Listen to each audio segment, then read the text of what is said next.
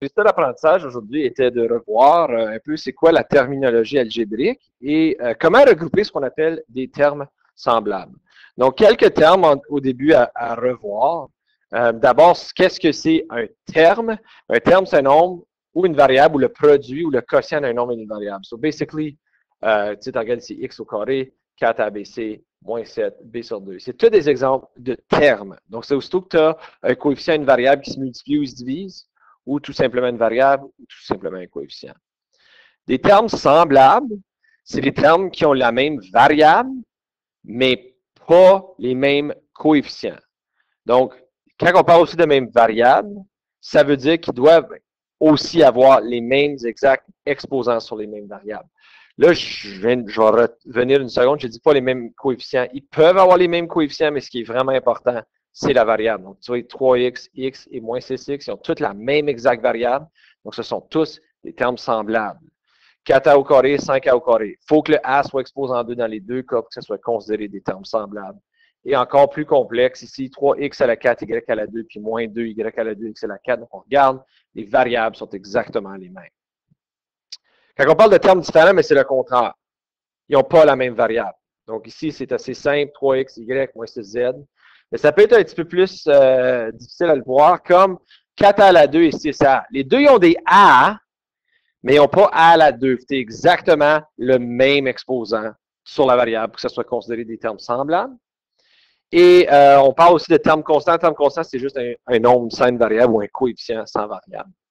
Puis en dernier, un polynôme, c'est une expression qui est formée de un ou plusieurs termes qui sont séparés par des plus puis des moins. Donc, ici, vous voyez, ça, c'est un polynôme parce que c'est 3 termes. Ici, c'est 2 termes. Ici, c'est tout simplement un terme. Puis, les polynômes, ils ont des différents noms. Ça, c'est un peu plus difficile à s'en souvenir. Mais quand on parle d'un seul terme, c'est ce qu'on appelle un monôme. Donc, 7, 5x, moins 4m au carré, c'est tous des monômes parce qu'il y a juste un terme. Des binômes, c'est 2 termes séparés par des additions et des soustractions. Donc, regardez x plus 7, x moins y, 2m au carré moins 4mn. Ça prend 2 termes. Le bi, 2. Trinôme, tri, 3. Donc, on voit ici, trinôme, tu as 3 termes. Et c'est tous des polynômes, mais après qu'on dépasse 3, on réfère généralement ça à des polynômes. On va dire plusieurs. Donc, si on regarde ici, si on veut compléter le tableau pour l'information, donc quel est le coefficient du premier terme? Donc, je regarde, mon premier terme est ici, le coefficient, c'est le chiffre, donc 4. Premier terme est ici, mais comme il y en a qui ont de la misère avec ça, le x, qu'est-ce qu'il multiplie? Si c'était juste x au carré, il y a un sous-entendu. Donc, ça, c'est négatif 1. Quel est le terme constant? So, ici, je vois que j'ai le 3. Un terme constant, c'est un terme qui n'a pas de variable. Et dans ce cas ici, j'en ai pas. Dans la deuxième, donc je peux dire sans objet. Quelle est la variable du deuxième terme? Donc, je regarde le deuxième terme, la variable est W ici. Il y en a 2, donc tu peux dire X et Y. Il y en a qui ont dit Y au carré. Techniquement, la variable, c'est Y. Mais si tu me dis Y au carré, tout simplement parce que tu veux différencier entre les termes semblables et les termes différents, je l'accepterai pour l'instant. Et quel est le nom du polynôme? Il faut que tu comptes combien de termes. Donc, 1, 2, 3 termes, donc c'est un trinôme. Et 1, 2 termes, donc c'est un binôme. Maintenant, on va regarder, est-ce que c'est des termes semblables ou des termes différents? Donc, juste un rappel, termes semblables, ça veut dire qu'ils ont exactement les mêmes variables et les mêmes exposants. C'est pas grave pour le coefficient. Donc, si j'ai x, y, j'ai y, x. Oui, ils sont dans un ordre différent, mais c'est une multiplication. Donc, c'est des termes semblables. X, y, puis y, x, c'est la même chose. Pareil comme 2 fois 3 et 3 fois 2, c'est la même chose. 2a et 5a au carré. Là, on regarde, ils n'ont pas le même exposant sur le a, donc c'est des termes différents. Et le dernier, j'ai moins 20 x au carré y, z à la 3 st versus 2x au carré y à la 3s. So, le x au carré, on est bon, mais lui, le y, il n'a pas le même exposant, donc c'est déjà différent, mais on peut même continuer. Lui, il y a un z, lui, ici, il n'y en a pas. Lui, il y a un S, OK, S, puis lui, il y a un T, puis lui, ici, il n'y en a pas de T. Donc, il y a plusieurs raisons pourquoi ces deux-là sont des termes différents. Donc là, juste vite fait, on va passer au travers de chaque terme. On va juste dire c'est quoi le coefficient, c'est quoi la variable. Donc, dans ce cas ici, le premier, le coefficient, c'est 4, c'est toujours le chiffre. Et la variable, c'est x. Donc, dans B, le coefficient, c'est négatif 2. La variable est techniquement y. Si tu m'as écrit y à la 5, je l'accepte. Dans ce cas ici, j'ai 3 quarts comme coefficient et A et B comme variable. Donc, j'ai 2 variables. Ici, juste parce qu'il n'y a pas de chiffre, ne veut pas dire que je n'ai pas un coefficient. J'ai un coefficient de 1 et j'ai G et H comme variable.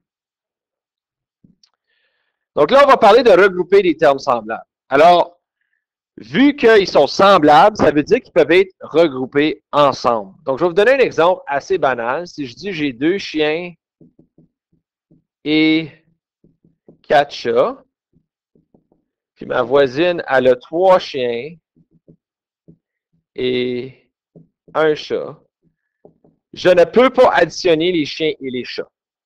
Ça ne marche pas. Okay? Je n'ai pas 2 chiens et un chat, ça ne fait pas 3 chiens, ça. Fait que je peux seulement additionner les termes qui sont semblables. Donc, 2 chiens et 3 chats, ça fait 5, 2 chiens et 3 chiens, ça fait 5 chiens en tout. Et 4 chats et un chat, je fais 5 chats en tout. C'est une coïncidence, là. Donc, tu peux seulement regrouper les termes qui sont semblables. Et tu fais ceci en gardant la variable et en additionnant les coefficients. Donc, on va faire le premier, 4s plus s plus 3s. Donc, tu regardes ici, c'est tous des termes semblables. Donc, je peux tous les additionner. C'est comme dire 4s plus 1s qui fait 5s plus un autre 3s, ça fait 8s. Mais dans ce cas ici, j'ai des différents termes. J'ai des x et j'ai des constantes. So, ce qu'on peut faire, c'est qu'on va surligner pour les séparer. Donc, j'ai les x, puis inclus le signe. Le signe lui appartient, donc tu gardes le signe avec. Donc, la première étape que tu veux faire, c'est identifier les termes semblables. Donc, le 5x, le négatif 3x, ils ont les mêmes variables exactes, ce sont des termes semblables. Puis le négatif 3 puis le plus 1 sont des termes semblables. Lorsque tu as fini de faire ça, je te recommande de réorganiser pour regrouper tes termes semblables. Donc, 5x moins 3x moins 3 plus 1. Alors, le signe lui appartient, donc il bouge avec. Et ensuite, tu peux regrouper et tu peux additionner ou soustraire. Donc, 5x moins 2x. Donc, je suis en train de dire 5 chiens moins 3 chiens. Donc, c'est 2x. Et négatif 3 plus 1, c'est négatif 2. Donc, je peux faire quelques exemples ici de cette situation-là. On peut aller peut-être avec F. Donc, encore, j'identifie, j'ai des V et j'ai des constantes aussi, moins 9 puis moins 3. Donc là, je le réécris au long, sur 5V plus 3V moins 9 moins 3. 5V plus 3V, c'est 8V. Hein, j'additionne les coefficients, puis je les jumelle. Puis moins 9 moins 3, c'est moins 12. Si on veut se compliquer la vie, on peut aller ici avec I, puisqu'il y a plusieurs termes différents. Là, OK, j'identifie mon A en premier, 4A. Je n'ai pas d'autre A. J'arrête là. Plus 3B, plus 2B. Puis ensuite, j'ai plus C et plus 5. Donc là, l'avantage, c'est qu'ils sont déjà en ordre, ils sont déjà regroupés. Donc, je peux réécrire, OK, j'ai 4A.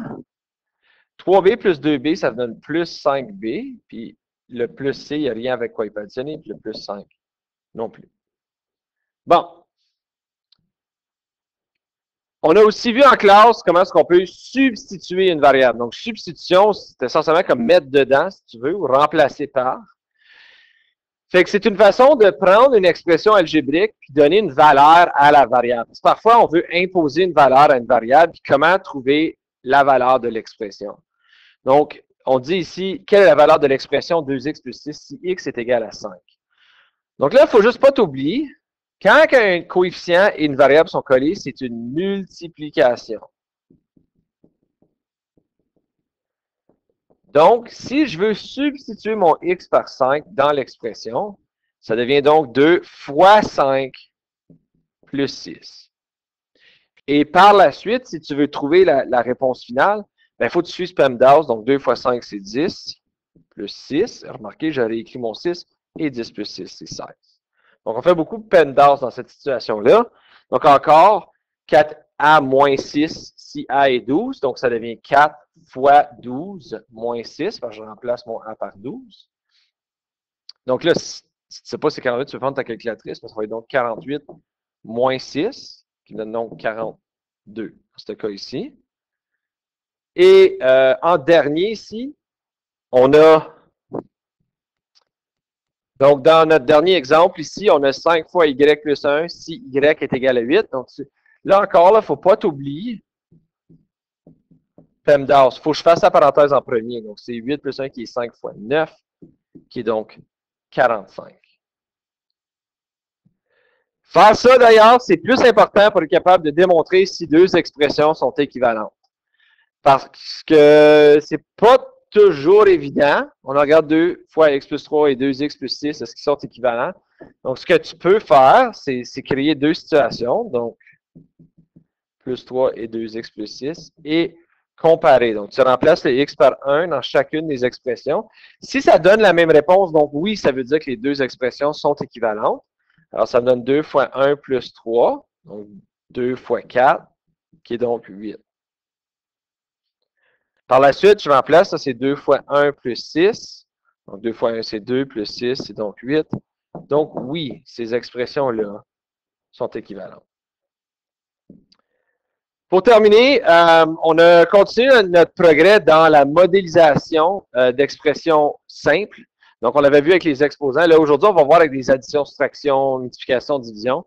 Donc, une des choses, c'est qu'il ne faut pas oublier les symboles qu'on utilise en mathématiques. Donc, le plus, moins, le fois, la division, l'égal, le plus grand, le plus petit ou égal, plus grand, égal ou n'est pas égal. Donc, juste d'essayer d'utiliser ces symboles-là dans les situations de modélisation. Donc, un rappel, la modélisation, c'est capable de partir d'une situation écrite et le transformer dans une équation ou une expression algébrique. Fait qu'on dit 4 fois un nombre est égal à 28. Donc, n'importe quand que tu es en train d'essayer de modéliser, la première chose à identifier, c'est ta variable. Ta variable, c'est ce que tu ne connais pas. Donc, je ne connais pas le nombre, alors je dois y donner une lettre, je vais y donner la lettre n. Donc, si on dit 4 fois un nombre, donc 4 fois n est égal à 28. Je ne te demande pas de trouver c'est quoi le n. Je veux juste, ça va être dans la deuxième moitié du module, juste qu'on s'habitue à trouver des expressions algébriques. Donc là, un nombre diminué de 13 et 35. Donc là, OK, c'est comme on a connu le nombre. On va lui donner la variable x. Nombre diminué, c'est un moins. Donc, diminué de 13 est 35. Donc, x moins 13 égale 35. Un nombre augmenté de 12 est plus petit que 50. Donc là, OK, le nombre, c'est mon inconnu, n. Augmenté, c'est un plus de 12. So, n plus 12 est plus petit que 50. Donc là, il faut que je figure quel symbole est-ce que j'ai besoin. Donc, ça va être un de ces deux symboles-là. So, juste à titre de rappel, la bouche du crocodile mange le plus gros. Vous avez appris ça à l'élémentaire. Donc, si n plus 12, le nombre augmenté de 12 est plus petit, ça veut dire que la bouche doit être ouverte vers le 50. Donc, n plus 12 est plus petit que 50. Et le carré d'un nombre est 64. Donc là, un nombre, c'est encore mon inconnu. Je vais mettre x. Donc, le carré, c'est exposant 2. C'est une expression. Il est 64. Je vais faire quelques d'autres parce que c'est pas facile pour tout le monde, là. Fait qu'un nombre, n c'est mon inconnu, plus 11 est égal à 15, donc n plus 11 est égal à 15. 5 fois un nombre est égal à 30, donc 5 fois un nombre est égal à 30. Un nombre divisé par 6 est égal à 10, donc encore ma variable c'est le nombre, soit un nombre divisé par 6 est égal à 10. 3 fois un nombre plus 7 est plus gros que 1. So, 3 fois un nombre encore. So, 3 fois un nombre plus 7. So, 3n plus 7 est plus grand que 1. Donc, la bouche du crocodile ouvre vers ce qui est plus grand. Un nombre divisé par 3 est plus petit ou égal à 9. So, le nombre, c'est mon inconnu. Divisé par 3 est plus petit ou égal à 9. Donc, on doit mettre la ligne en dessous du symbole du plus petit dans cette situation-là pour notre inéquation. 4 fois plus que 2 fois un nombre est égal à 8. OK, celui-là, il est compliqué. 4 fois plus que 2 fois. Ça, c'est 4 fois plus que 2 fois. Donc, 4 fois plus que 2 fois un nombre est égal à 8. Celui-là, il est très difficile parce que je suis 4 fois plus gros que le double. Donc, je commence, OK, j'ai le 2 fois un nombre, c'est 4 fois ça. 6 fois plus qu'un nombre n'est pas égal à 19. Donc, encore le nombre, c'est mon inconnu. 6 fois plus qu'un nombre n'est pas égal à 19. Donc, n'est pas égal, c'est un signe d'égalité avec une ligne. Et en dernier, un nombre multiplié par 10 est plus grand ou égal à 30. Donc, le nombre, on va le mettre x cette fois-ci. 10, c'est le multiple, est plus grand ou égal à 30. Alors, ceci met fin à la leçon d'aujourd'hui. Si jamais vous avez des questions, n'hésitez pas à communiquer avec votre enseignant ou votre enseignante.